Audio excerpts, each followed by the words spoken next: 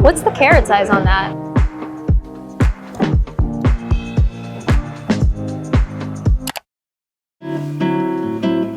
We are going to the 22nd Street show. This is one of the ones that is open to the public. There are two massive tents with like food trucks and stuff in the middle. And this is where I would say you have the biggest range of stuff. There is everything from, you know, really nice sapphires all the way down to like candy crafts and little bags and tchotchkes and home decor. It is really a little bit of everything, which makes it extra fun.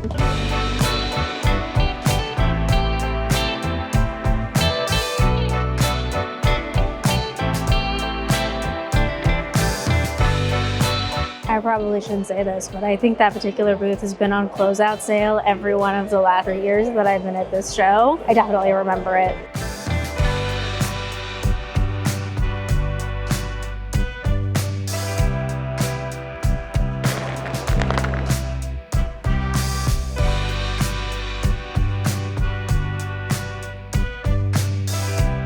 Do we think that's big enough? It's a chrome tourmaline. Incredible. What's the carrot size on that? 53.30. 53 and change.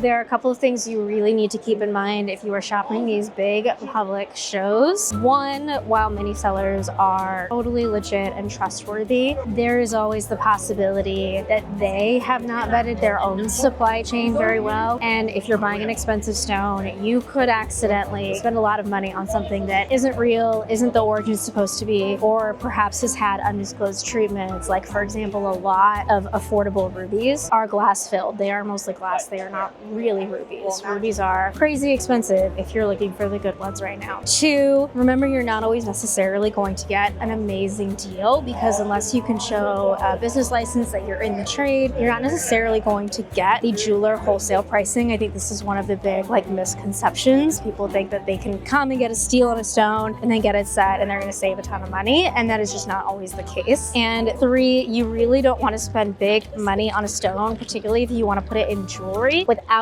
consulting with a jeweler first, because there's always the possibility that if you don't know what you're looking at and you don't know what the risks are, that you could spend a lot of money on a stone that can't actually be set the way you want to, based on the shape, based on particular inclusions, based on how soft it is. These are all reasons why you want to work with an experienced and talented jeweler. It's really just one of those lessons that you don't want to learn yourself the hard way by investing a lot in a stone that you can't then set the way you want to, wear the way that you want to, or maybe even isn't what you thought it was. So I think these shows are very, very fun. It's really good for training your eye, getting a sense of which gems you like, which shapes you like. You can kind of look at a lot, but I really don't recommend shopping these shows with the idea that you're gonna come in and commission your own piece with a gem that you bought here without a lot of experience. It is just very easy to go awry in a couple of different ways.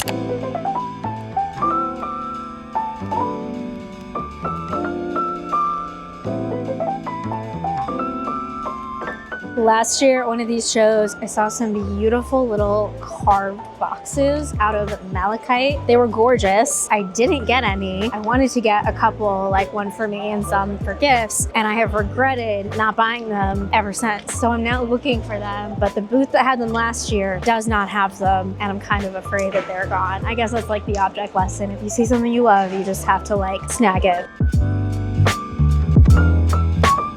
This is a megalodon tooth. Just imagine how big. That's crazy.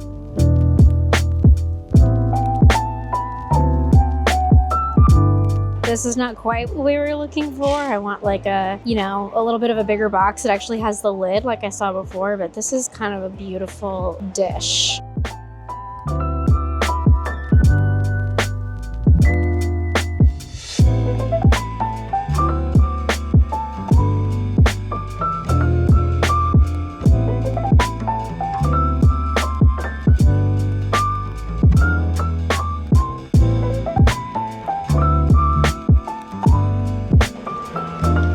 I think I have struck out. I have been almost to the end of both tents and no malachite boxes. Lesson learned.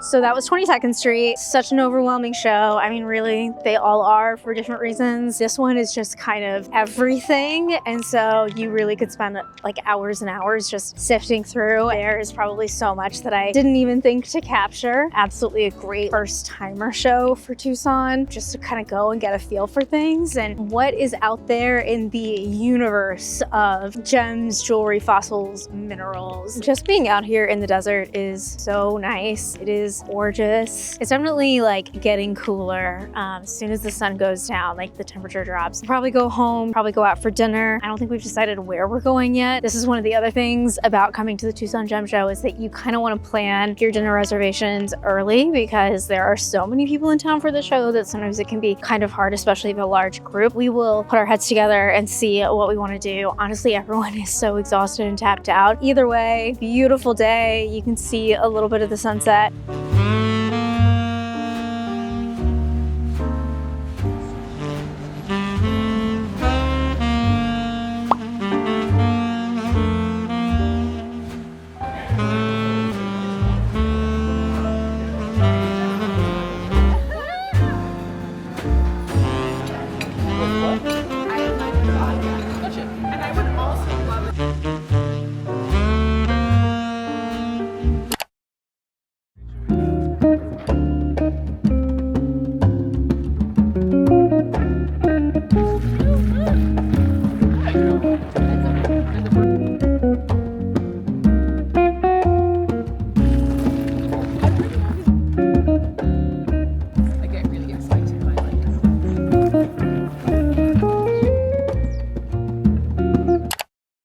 Good morning. We are still in Tucson and today's shows are going to be a little bit different. I'm going to Melee, which is where designers showcase their new collections and pieces for, retailers, boutiques, press, etc. So rather than looking at loose gems, minerals, all of that, we are actually going to be looking at some finished jewelry today. This is a really fantastic show. They do it at a couple places. They do it in New York, they do it in Paris, and they do it in Tucson. And the venue is really sweet. It is a really nice kind of laid back, relaxed vibe, and you get to see kind of the latest and greatest from some of these independent designers. So always a really fun show. And if I have time, I'm also going to try to go to the Granada Gallery, which has mineral specimens. It's like a museum, and they have supposedly some insane stuff to look at. Going to be a busy day. We are like rapidly running out of time for this trip, but I am super excited. This is the dress. It is Ula Johnson. I think it is perfect for traipsing around the desert, still loving the sun, obviously, and the heat. Very much dreading going back home to all the snow. We're gonna stop for coffee first and then hit the shows. Gonna be a busy day. Let's go.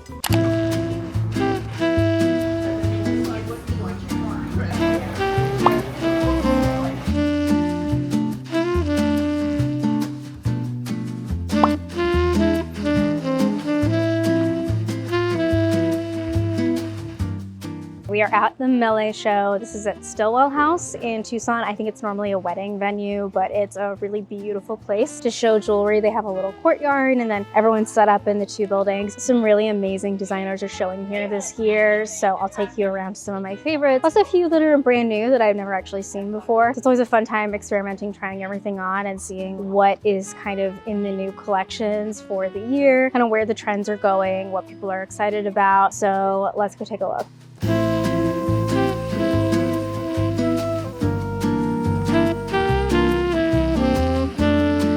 So my friend actually found my malachite boxes, met me at the show. How good is this? I came here for this, and she got it for me.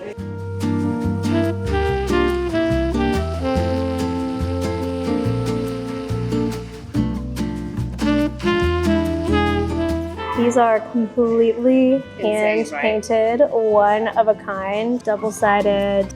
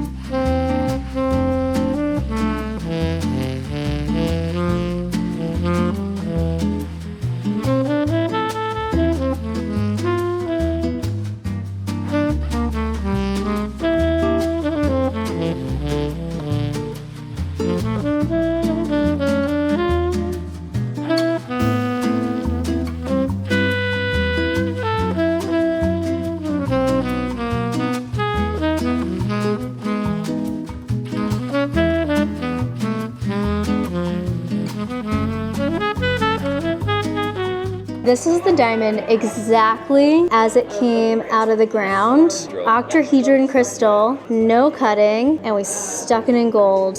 Unbelievable. And then this is a spinel. It's got that glow. She's so silky.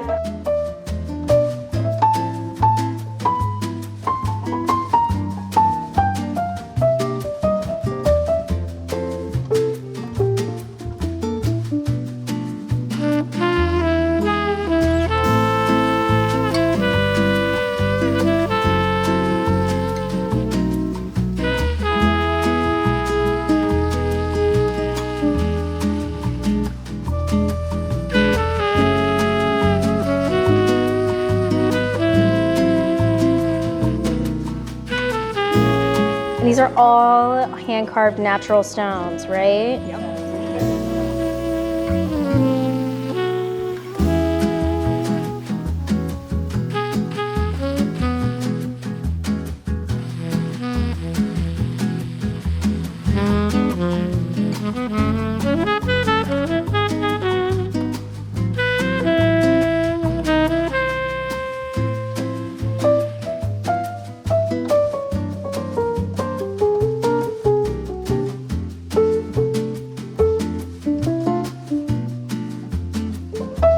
This is dendritic agate.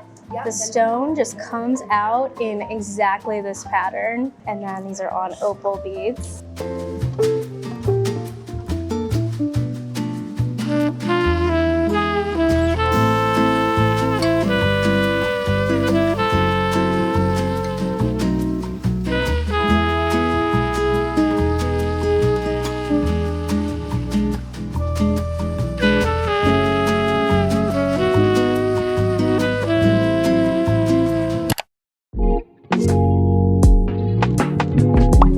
To the Grenada Gallery, which is supposed to have some crazy mineral specimens, gems, maybe even some fossils. Let's go. I've never been here before.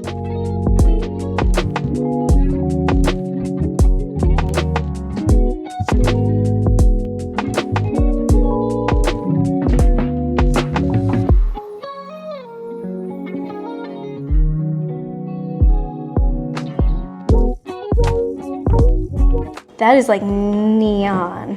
What size is that? I mean, that's gotta be, what, 20 carats? Something like that. I'm going to double check just to be sure. Just a chill little thing. The details are really beautiful too. Yeah, we love to use hidden diamonds below. It's a trapeche emerald, and you can see, is it veining that we call it? You can, yeah, yes. The veining inside. Black diamonds on the side.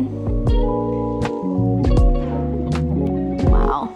This one you actually could wear every day. These are demantoid garnets in a tennis bracelet. This is one of my favorite gems. I'm with you on that. Yeah. Like demantoids, they are higher dispersion than diamonds. This one is a yellow sapphire with the paribas on the side. And she told me I call it a flying design because these side stones float. The yellow sapphire is very underrated.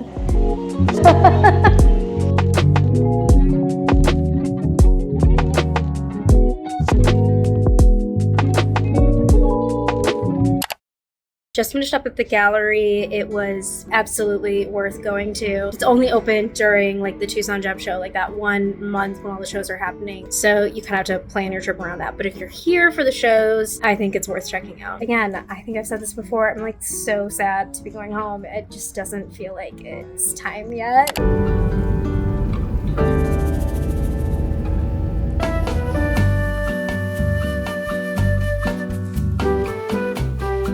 So I finally made it back home, finally got a lot of sleep. I thought I would give you a little mini haul of some of the things I brought back and also just like some show wrap up thoughts. First is my little malachite box that I was running all over the show for, and then my friend ended up finding at a totally different corner of a show that I'd been to 6 times and somehow just completely missed, but I think this is so precious. I love this elongated hexagon. It almost looks like a gem itself. And I love the patterning of this malachite. Like that is just the coolest thing about this particular gem. I brought back some honey. This is actually for my husband. He's major sweet tooth all the time. So this is mesquite honey from Horseshoe Honey House. We picked this up while we were out bird watching, but it's like raw, unfiltered local honey that looks really delicious. So excited to try this. This was actually a gift from one of the vendors that I go and see at the show every year. They're based in Bangkok. So this is a Thai iced tea mix. It's a little battered from being in my suitcase, unfortunately, but the tin is beautiful and I love Thai iced tea. I just love Thai food in general. And I hope someday that I get a chance to actually go see their workshop and see some of the gem cutting factories, because Bangkok is one of the gem cutting and trading capitals like of the world. It would be amazing to go, but also I'm just really excited to drink this. I did pick up this little serpentine chain in 14 karat solid gold from one of the vintage dealers at one of the shows. This is actually by the Italian manufacturer, I'm gonna say it wrong, Unuere. I think that's how you say it. They have these beautiful kind of cloud-shaped marks. And what I liked about this is not only is it a nice, sturdy, like weighty chain for the size, but it's a 15-inch chain. And I find that 15 inches are like impossible to find. And for the size of like, oh, hello, someone would like to join in here. 15 inches just fits kind of right at the clavicle for me, a little bit better than a 16. Like you can see it's sitting above my sweater here. So when I find 15-inch chains, I try to like snap them up. You could always get a longer chain shortened, but nice to save a step. And finally, the gems. I can't show you all of them because they are part of the Greenwich Street Jewelers collab. So they actually have them there at their workshop to start making those necklaces. So you'll have to wait on those. But I did pick up 2 little gems for myself. The first of which is very cool. And the first time I've had one of these, this is a star ruby. And it's sort of hard to pick up in this light, but it is a cabochon, which means it's like a polished dome across the top. And it has this gem phenomenon called asterism, where you see a 6-pointed star. These are a very cool type of gem. I think that they are becoming much bigger this year. Just the idea of cabochons in general, but particularly the star sapphires and star rubies. So I haven't decided what I'm gonna do with her yet, but since ruby is my birthstone, I just felt like I couldn't walk away from her. And finally, the big mama. This is the Lagoon tourmaline that I was hunting and finally found. Look at the shine off the top of that. Tourmalines really throw light just all over the place. They are so beautiful. I love this kind of neon lagoon color. It is not Paraíba. To be a Paraíba tourmaline, then it has to be copper bearing and it has to come from Brazil or Mozambique. And those are places, fun geological fact, that used to all be one kind of supercontinent. And so it's the same body of mineral, earth. I don't know the right terminology, but it was all at one point, like one geological formation that all these gems came out of. And then as the continents moved apart, you have Brazil over here and Mozambique over here, but it's the same gem. This one I believe is from Afghanistan, so a little bit different than your classic Paraíba. So this one does go more green. The fastening on it is really beautiful. Almost feels a little bit like old mine cut, like those bigger facets, just really beautifully done. I have an idea of what I want to do with this, so stay tuned. It'll be a really fun project. In terms of the whole show, I'm so glad I went. This was my 3rd year, and I feel like every year I get better at it in terms of not just planning my time and making sure that I see everything, but also actually identifying the better stones, the better gems, starting to see like where the trends are going, what people are really shopping for, what they really want, and just my own eye as well. Oh, she's back. I think my eye gets better, like the gems I'm picking out now versus the gems I picked out my very first year that I went. I'm better at it. I feel like I have a really solid handle on what makes a really good cut, which makes a really good color, like which things are worth investing in, just either for myself or just like what would be good for somebody else to buy. Go ahead and leave any thoughts, questions down in the comments. Tell me what I should cover for future shows, either this one next year or other ones that are coming up. What is most interesting for you to see? Is it more the finished jewelry? Is it more the gems? Is it more the vintage stuff? Because I can kind of make sure to cover a little bit of everything, but tell me what you like and if you would ever go to a show like this. You know, I know that I'm like a big gemstone nerd and not everybody is, but I think even if you have only a passing interest in this stuff, it can still be just really, really fun to see how this world works and get that little peek behind the curtain. So I hope you enjoyed and see you in the next one. We'll end with the cat tax here because she's very cute and she's getting fur just all over my sweater. What are you gonna do? She's precious.